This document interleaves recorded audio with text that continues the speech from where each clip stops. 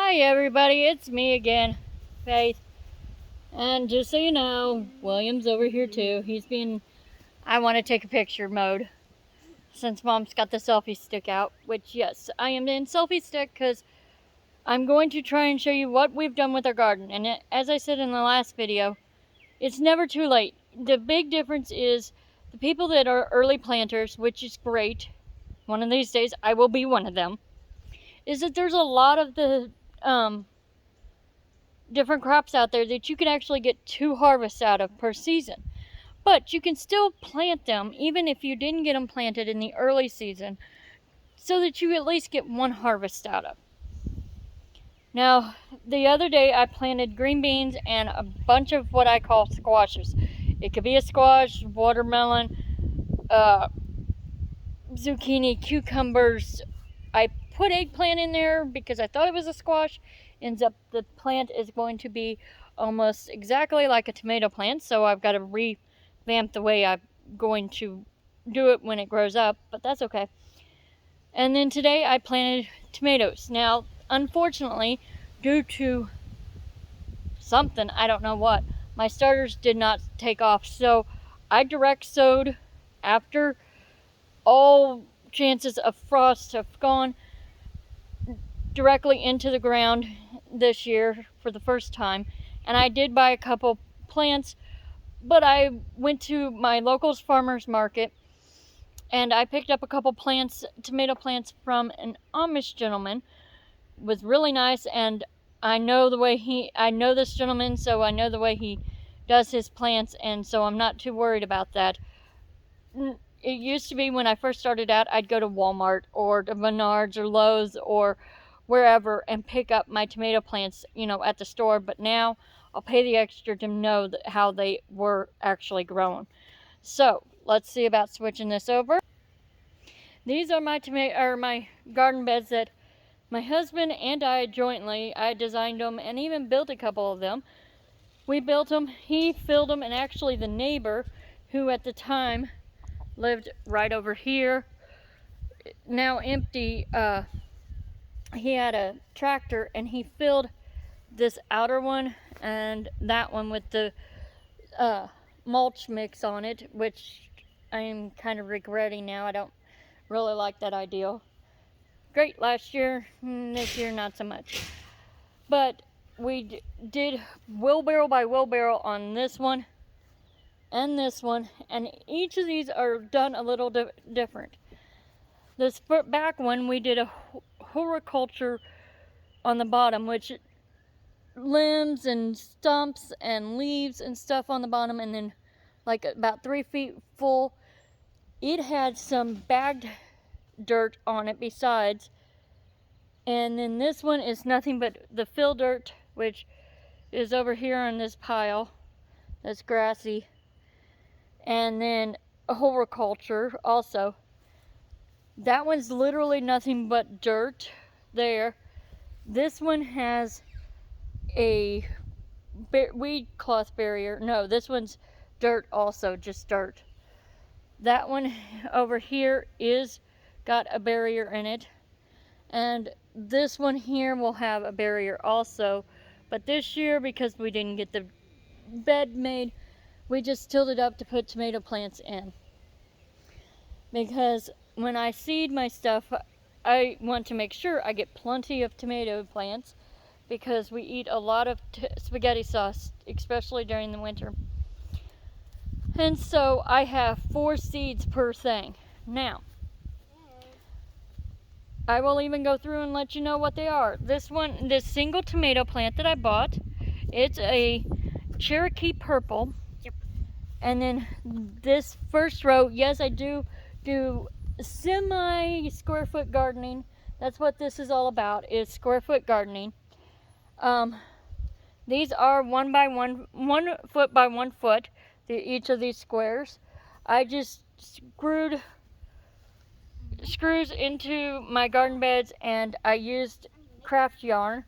It doesn't have to be, the fancy stuff. I just use the acrylic yarn you can pick up at Walmart. Nothing fancy. And over here I did 2 foot by 2 foot, because these are my vining vegetables. And then over here I just did rows of 1 foot long or wide, because this is all my row crop. I have lettuces and kales, carrots, beets, and radishes. Most of what is not up here yet is green beans, and I have some snap peas.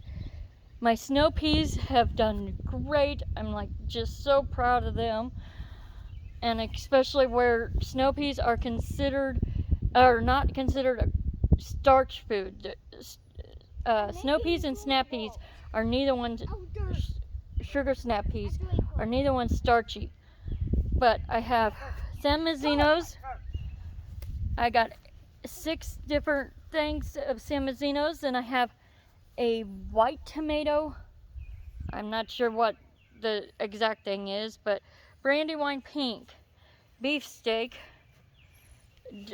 cherry, and best boy. Then I have some delicious, and these on the end are a new one this year I'm super excited about. They're called green zebras. They're a green tomato. They ripen green, everything, and it is said to last longer than regular tomatoes. And then over here we have, in the first one, let's see what I do there. Oh, my pumpkin, Big Mac's pumpkins, because my son loves pumpkin pie, pumpkin rolls, pumpkin everything. I even make a pumpkin butter in the slow cooker for him. And then on this side I have the straight cucumbers. And then in this one here is sour Mexican gherkins. The eggplants will be there. Like I said, I'm having to revamp my idea of how they're going to grow. And then I have some black zucchini in this one.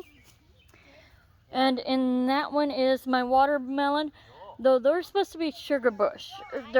In other words, they come up as a bush, not a vine. It's something new I got from Baker's Creek also. And then over here we have radishes.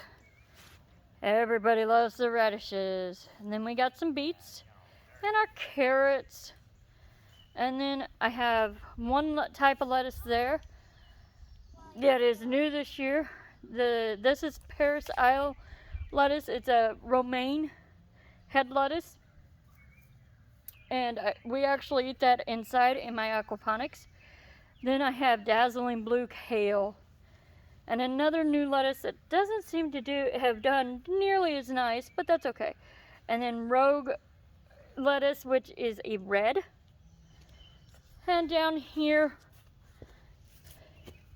we'll try and get some nice shots there. Yeah, that's a really good shot. That is the walking stick kale from Baker's Creek also. It's the first year for it, and it's along the chain link fence because it can grow extremely tall. And over there in the new tilled stuff is a black popcorn, because my son loves popcorn and I wanted to be creative. So there we got it. We also have above my head, unfortunately I don't know if it's going to fruit anything because we had a late season frost and it killed all the leaves that were on it, but at least it has leaf back out. It is a mulberry tree. I've got 2 or 3 more in the front corner. And then we have potatoes. Don't ask me what kind. I just put potatoes into my towers. And I've got 2 of them. And then over here I have red sweet onions, because I love my red onions, just eating plain. And over here, though it doesn't look like it's doing much because we kind of killed them when we put our new fence in, Egyptian onions, so they'll come back next year though. I ain't too worried about that.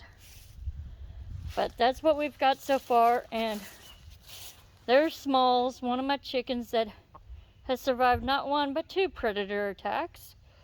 She survived a possum, and then she survived a fox, so she's the old lady of the group.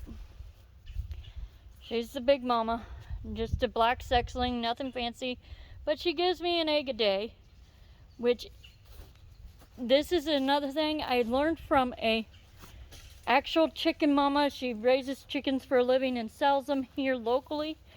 I'm going to show you what we feed them because she's 2.5 years old, so she should start slowing down, but she's still laying, like I said, an egg a day. And it is put out by Kent. You can pick it up at any place, but Extra egg layer. it's called Extra Egg Layer. It's just extra proteins and fiber and all that, and it absolutely works wonders. And I could not say anything bad about it.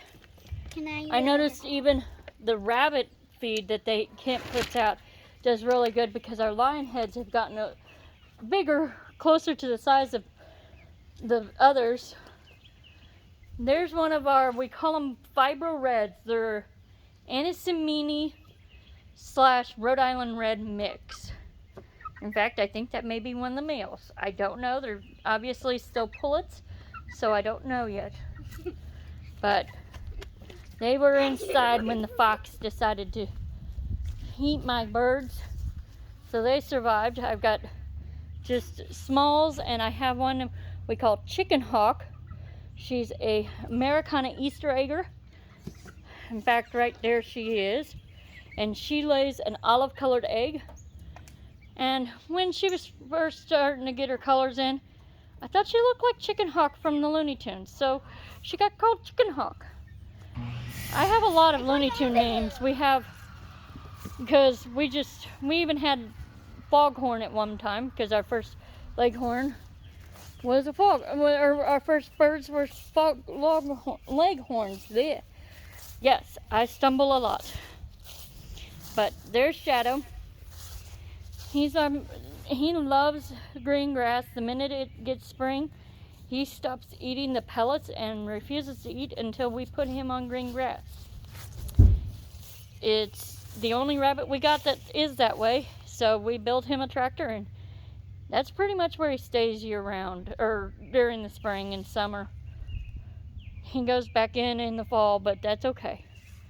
But anyways, that's it for this episode. Hope you enjoyed it. And I'm guessing that William here, step back. Tell everybody bye. Say Bye. bye from the long homestead. Bye from a long homestead. Thank you, everybody. Have a good day.